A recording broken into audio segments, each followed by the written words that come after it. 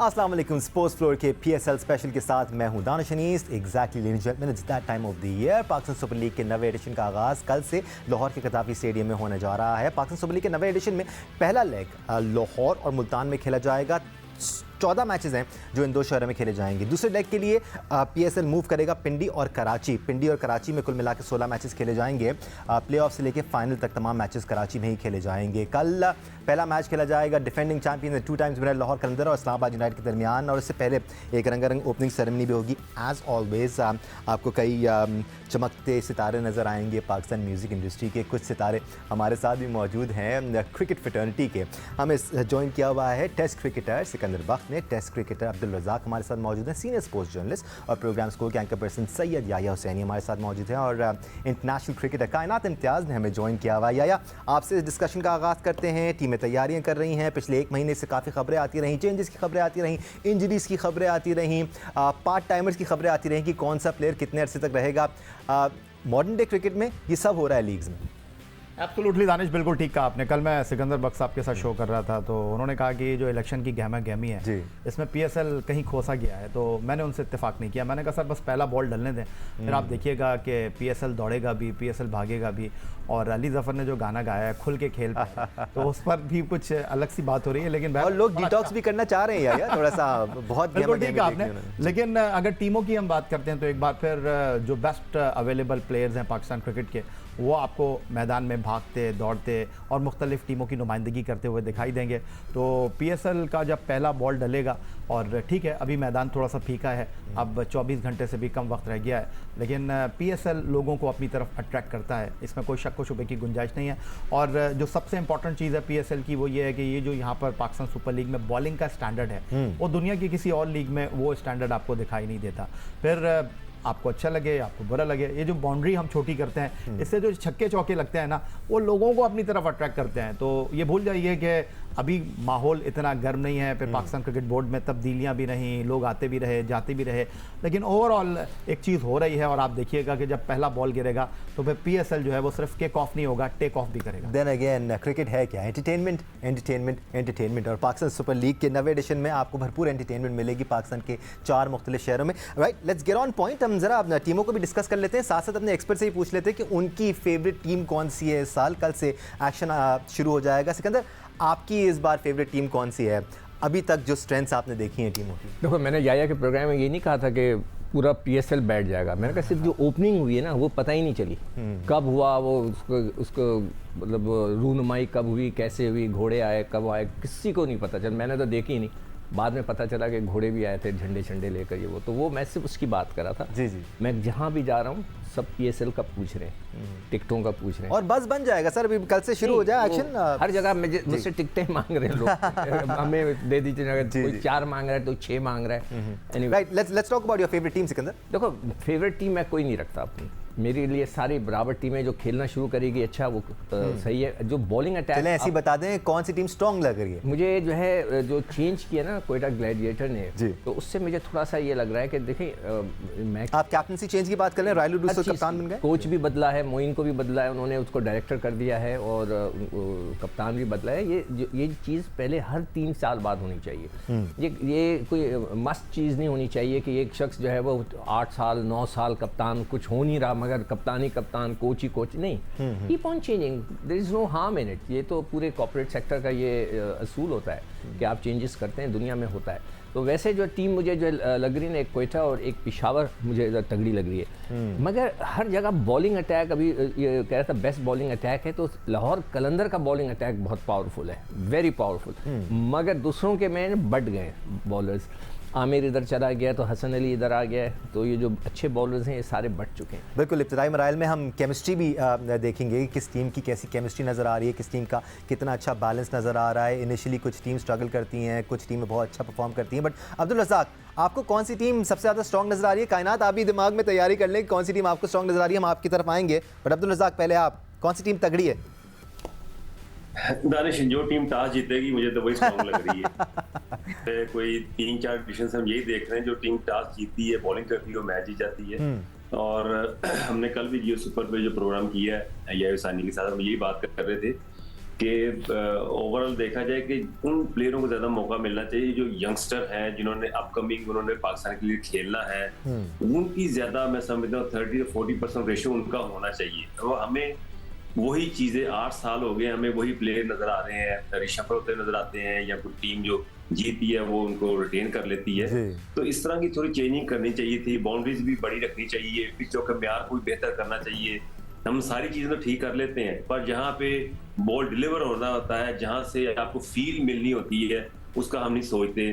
हमें पिचों का स्टैंडर्ड बड़ा अच्छा करना चाहिए। और खैर ये तो अब्दुल रज़ाक देखिए, ये वो मसाइल हैं जो पाकिस्तान क्रिकेट के मसाइल हैं और ये एक अरसे से चलते आ रहे हैं। PSL कल से शुरू हो रहा है। हम थोड़ी सी टीम्स पे बात कर लेते हैं।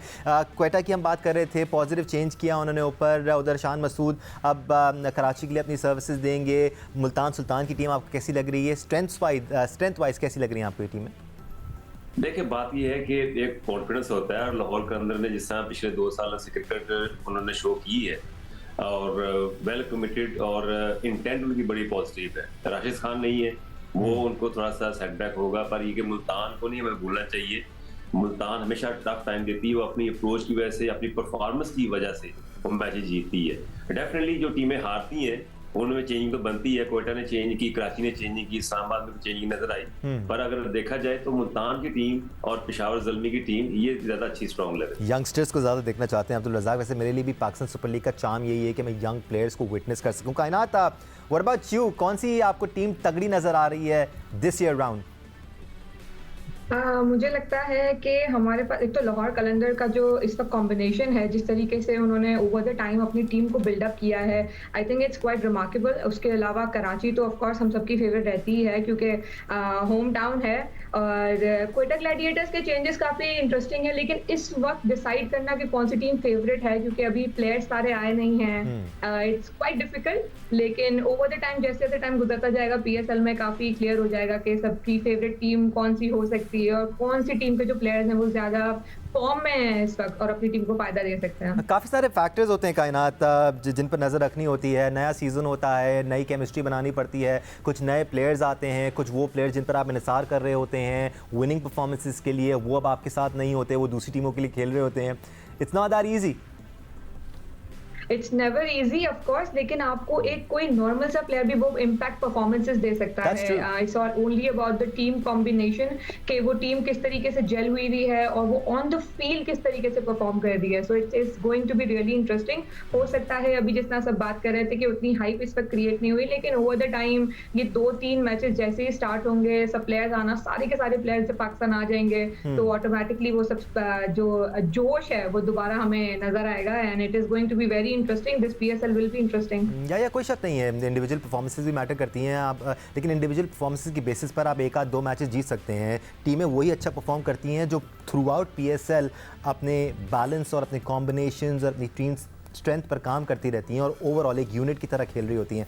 आपकी नज़र में कौन सा यूनिट ज़्यादा स्ट्रॉन्ग नज़र आ रहा है इस बार? दानिश, बड़ी अच्छी आपने बात की। और अगर हम देखें पाकिस्तान सुपर लीग के इब्तदाई एडिशंस में, जब तक वो टूर्नामेंट UAE में मुनक्किद होता रहा, कोयटा ग्लैडिएटर टीम पर्पल की कारकर्दगी बहुत अच्छी थी और उसकी एक बुनियादी वजह ये थी कि वो अपने लोकल बॉयज़ के ऊपर ज़्यादा इन्हिसार करते थे। लेकिन जैसे ही टूर्नामेंट पाकिस्तान शिफ्ट हुआ तो कोयटा ग्लैडिएटर जो थे वो ओवरसीज़ प्ले पर बहुत ज़्यादा रिलाई करने लगे और उनके साथ वही हुआ जो लाहौर कलंदर के साथ हुआ था। लाहौर कलंदर ने अपनी गलतियों से सीखा और अब वो पाकिस्तान के प्लेयर्स के ऊपर ज़्यादा बैंक करते हैं, ज़्यादा डिपेंड करते हैं और इस चीज़ ने उनको पे किया है। आप जहाँ तक पूछ रहे हैं मुझसे कि इस बार पाकिस्तान सुपर लीग में कौन आपको मसल शो करता हुआ नज़र आता है, तो अगर स्क्वाड के हवाले से मैं बात करूँ, नो डाउट राशिद खान के ना होने से डेफिनेटली लाहौर कलंदर को फ़र्क पड़ेगा। बट अगर आप कॉम्बिनेशन की बात करते हैं तो लाहौर कलंदर का बॉलिंग और बैटिंग में एक ऐसा कॉम्बिनेशन है जिसको आप नज़रअंदाज नहीं कर सकते। बॉलिंग में उनके पास अगर पाकिस्तान की बॉलिंग है हारिस, जमान खान एंड शाहीन शाह अफरीदी, तो मिडल ओवर्स में उनको राशिद खान की अगर सहूलत दस्तयाब नहीं है तो डेविड वीज़े और सिकंदर रज़ा यहाँ पर कंट्रीब्यूट। आपने वीसा का नाम लिया या मैं थोड़ा सा इंटरप्ट करूँगा, जैसे सिकंदर अभी कह रहे थे कि कुछ ज़्यादा एजड प्लेयर्स अब आपको PSL में नज़र आ रहे हैं, यंग प्लेयर्स होने चाहिए। अब्दुल रज़ाक भी ऐसी कुछ बात कर रहे थे। आप इस फिलॉसफी से अग्री करते हैं? क्योंकि यूथ का तो फिर कोई मुकाबला नहीं है ना। आपकी बात एक हद तक ठीक है दानिश, लेकिन एक टाइम तक मैं फिटनेस को इतना ज़्यादा जो है वो इम्पोर्टेंस नहीं देता था। मैं समझता था स्किल बहुत इंपॉर्टेंट होती है, लेकिन डेविड वीज़ा की अगर आप बात करते हैं तो उन्होंने जिस तरह अपने आप को फिटनेस के मेयार पर रखा है वो एक मुकम्मल पैकेज है। आप भले से उनको कह दें कि ओवर द ईयर वो एज के मामले में शायद बहुत से खिलाड़ियों से आगे हों, लेकिन वो यंग प्लेयर्स के मुकाबले में आपको काफ़ी एनर्जी के साथ नजर आ रहे हैं। फील्डिंग में वो आपको 10 से 15 रन बचा कर देते हैं। बैटिंग में अगर आप उनकी परफॉर्मेंस लास्ट ईयर देखेंगे, बॉलिंग में देखेंगे, वो उनके नंबर नज़र नहीं आएंगे, लेकिन जहां टीम को ज़रूरत पड़ी है उन्होंने चिप इन किया है।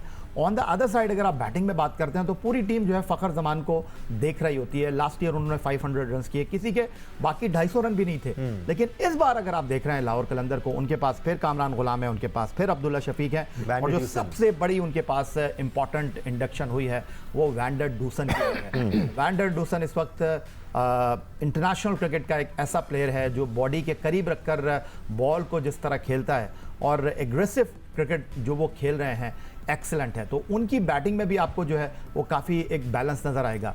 उसके साथ साथ मैं समझता हूं कि under the captaincy Shan Masood, Karachi Kings की टीम मुझे काफ़ी बैलेंस टीम लग रही है। उनके पास अगर आप बॉलिंग में बात करते हैं तब्रेज़ शम्सी हैं, उनकी बॉलिंग में मीर हमज़ा मौजूद हैं, शुएब मलिक जैसा उनके पास सीनियर प्रो मौजूद है जो कहीं भी चिप इन कर सकता है, खासतौर पर कराची के होम ग्राउंड के ऊपर जहां उनको मौका मिला वो टीम को उठा सकते हैं। बैटिंग में उनके पास जेम्स विंस हैं, अच्छी उनके पास परफॉर्मेंस है। पेशावर ज़ल्मी की थोड़ी सी आप सबसे मैं बात करना चाहूँगा। पेशावर ज़ल्मी कप्तानी बाबर आजम कर रहे हैं, हम नए प्लेयर्स की बात कर रहे थे तो सिकंदर काफ़ी अच्छे नए प्लेयर्स, कुछ अंडर 19 के प्लेयर्स भी इसमें हमें नज़र आएंगे। मोहम्मद ज़ीशान इनमें मेरे लिए सर फहरिस्त हैं बिकॉज अंडर 19 में पाकिस्तान के लिए खेल रहे थे। He is really tall, he bowls really well, अच्छी लाइंस बॉल करते हैं, बॉल को मूव भी करते हैं।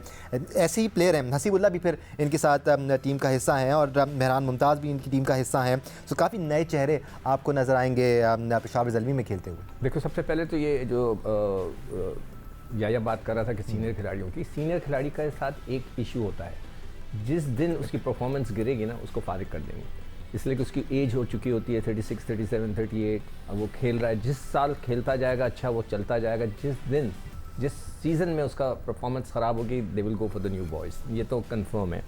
पेशावर ज़ल्मी के ये जो आप जिन लड़कों के नाम ले रहे हैं ये सारे अंडर 19 के हैं जी। और ये देखना है कि प्रेशर कैसे ये अपने आप को बर्दाश्त करते हैं। जो हमारी अंडर 19 की टीम थी जो कि सेमीफाइनल में हारी है, दोनों मैचों में उन्होंने 150 से ज़्यादा 160 से ज़्यादा रन नहीं किए। बॉलर्स, यही बॉलर्स ने, उसमें उबैद भी शामिल है, ये और बॉलर्स ही बचाते आए आप। वो उन्होंने लड़ा है जी। आखिरी तक। बांग्लादेश से तो वो जीत ही गए थे और ऑस्ट्रेलिया को आखिरी ओवर की पहली गेंद के ऊपर वो हारे।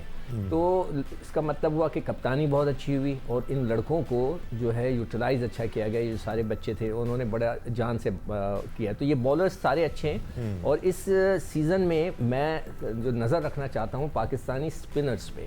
We need spinner. पाकिस्तान को डेस्परेटली स्पिनर्स की ज़रूरत है। पिछले सीज़न में मैं भी देख रहा था कि वो उसामा मीर ने बड़ी अच्छी बॉलिंग की थी, 22 आउट किए थे, 17 आउट किए थे, मगर उसके बाद जब पाकिस्तान टीम में आया तो उतनी मज़ेदार उन्होंने बॉलिंग नहीं की। अब मैं थोड़ा सा एक फ़ाइनल का जिक्र कर दूँ। लाहौर कलंदर की अगर आप देखें तो उधर सिर्फ फ़खर ने 429 रन किए, बाकी किसी ने 250 रन से ज़्यादा नहीं किए। शायद यही वजह है कि मगर उनके बॉलर्स वर आउटस्टैंडिंग ना। एक ने 20 आउट किए मगर वो नहीं है राशिद, एक ने 19 आउट किए, शाहीन वो मौजूद है और हारिस मौजूद है और जमान मौजूद है। इन लोगों ने बहुत ज़बरदस्त बॉलिंग की, मगर वो जो बीच का हिस्सा है वो कौन पुर करेगा ये देखना है। इसी तरह अगर हम मुल्तान की तरफ आ जाएं जिसकी हम बात कर रहे थे, तो उधर दो लड़कों ने बहुत हैवी स्कोरिंग की हुई है। एक तो रिजवान ने किए 550 और रोसो ने किए थे 453, मगर अब वो वहाँ से निकल गए।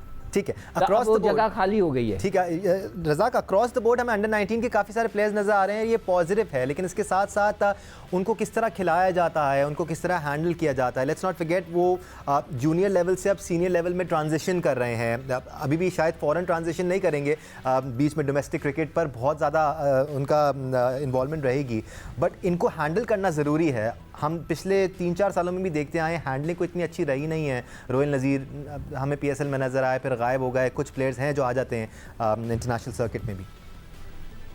दानिश, देखेंगे आपकी इंटेंट क्या है, अपने प्लेयरों को पॉलिश करना है, उनको डेवलप करना है, क्या सोच लेके आप उनको पहले एडिशन में लेते हैं, तो फिर अगर उनको आप दूसरे या तीसरे में फारग कर देते हैं, इसका मतलब है कि फिर वो प्लेयर आप डेवलपमेंट की जो बात करते हैं वो नहीं कर रहे। तो यंगस्टर जो होता है वो उसको टाइम चाहिए होता है, वो आते ही पहले सीजन में परफॉर्म कर नहीं करते।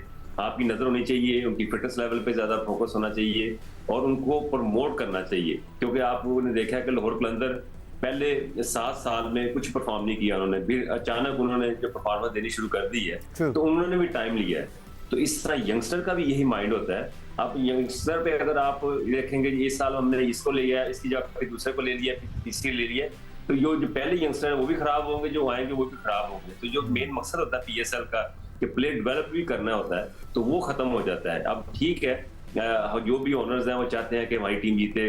अब 6 ओनर्स है, 6 में से 5 ने तो हारना ही हारना है, 1 ने जीतना है, ये तो क्रिकेट का हिस्सा है। तो इस चीज पे भी देखना चाहिए। सिर्फ पाकिस्तान सुपर लीग में नहीं कायनात, दुनिया भर की अगर हम लीग्स को देखें तो फ्रेंचाइजेज अपनी थिंकिंग के मुताबिक, अपने माइंडसेट के मुताबिक अपनी टीमों को चलाती हैं। वो ये सोचती हैं तो अच्छी बात है कि इमर्जिंग प्लेयर्स को खिलाना है, बनाना है, जैसे लाहौर कलंदर बनाते आए हैं, बट हर टीम जीतना चाहती है। हम नए प्लेयर्स की बात करें तो ऑप्शन ज़रूर नज़र आएंगे हमें पाकिस्तान सुपर लीग के नवे एडिशन में। बिल्कुल ऐसा ही है, हमें ऑप्शन नजर आएंगे काफी ज्यादा, क्योंकि हर कोई यंगस्टर्स को आगे लाना चाहता है। हर कोई चाहता है कि हमारी फ्रेंचाइज जो है वो पाकिस्तान के लिए जो टैलेंट है वो आगे लेकर आए। पिछले टाइम में काफी ज्यादा टैलेंट आगे आया भी है फ्रेंचाइजेस की तरफ से। Haris Rauf is of course one of the examples जो आगे आए हैं इनकी डेवलपमेंट प्रोग्राम की थ्रू।